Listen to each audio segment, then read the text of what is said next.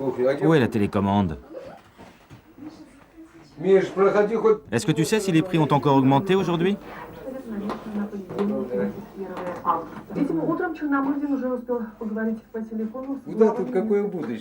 Mon avenir? Quel avenir? Pour ça, il faudrait Staline pour régler les choses. Non, mais s'il y a du travail, il y a de l'avenir. Sinon, on n'a rien. Et puis ici, c'est l'impasse. Aujourd'hui, je suis propriétaire de mon appartement. Je peux le vendre au moins. Mais on n'est plus sûr de rien. Il n'y a plus de règles.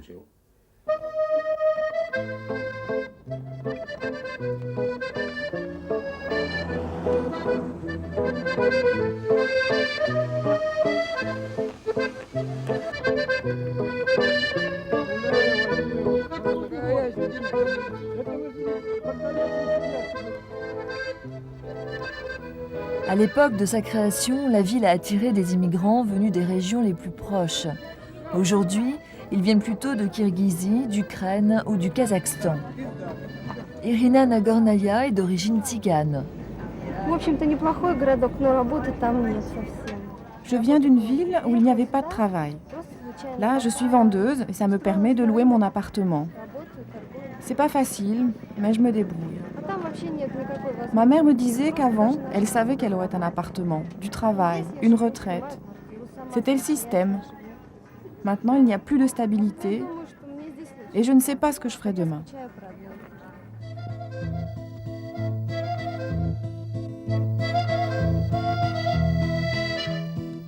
La voie ferrée a subi de plein fouet l'effondrement du régime soviétique.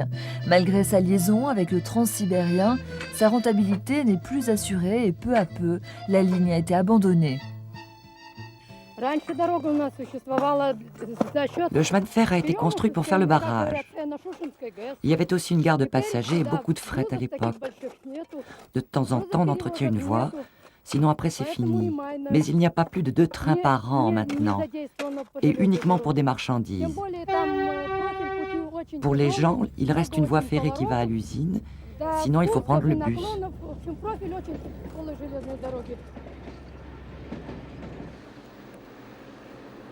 Le week-end, la plupart des habitants de Sayanogorsk quittent la ville pour se rendre dans leur datcha.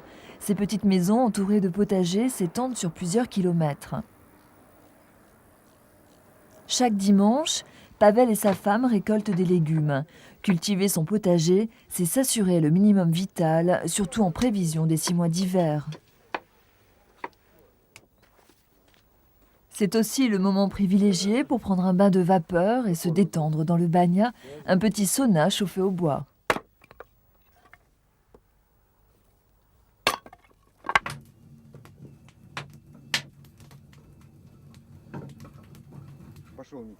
Пошли. Ну, как придурки, ходим туда-сюда.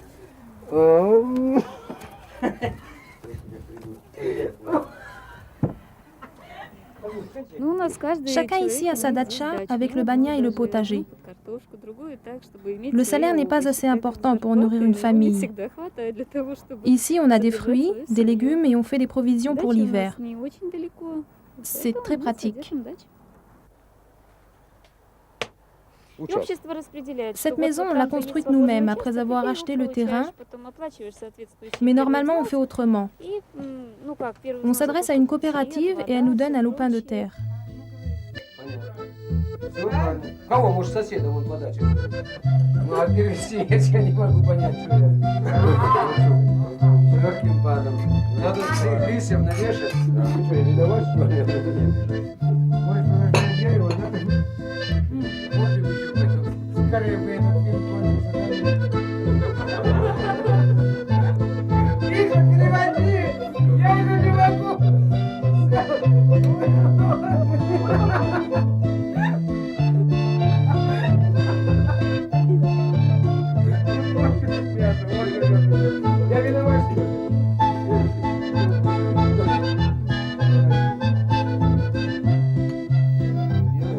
Située au pied des montagnes Sayan, les dachas sont aussi un point de départ vers une immense zone sauvage, la grande forêt sibérienne.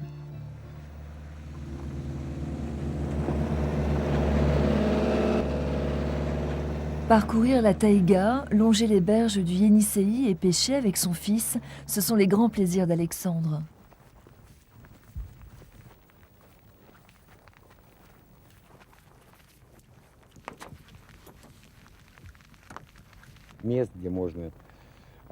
Je viens souvent ici, car c'est très proche de la ville.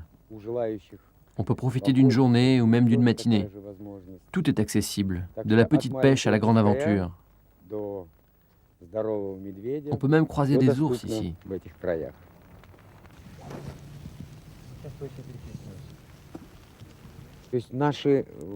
L'intérêt de cet endroit, c'est que la nature est vierge, sauvage.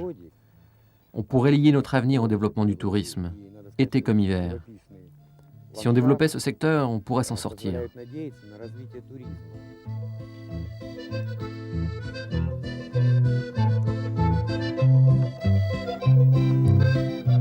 Éloignés des centres de décision, confrontés brutalement à l'économie de marché, oubliés au bout de la route, Sayanogorsk paie encore aujourd'hui le prix fort de ses origines.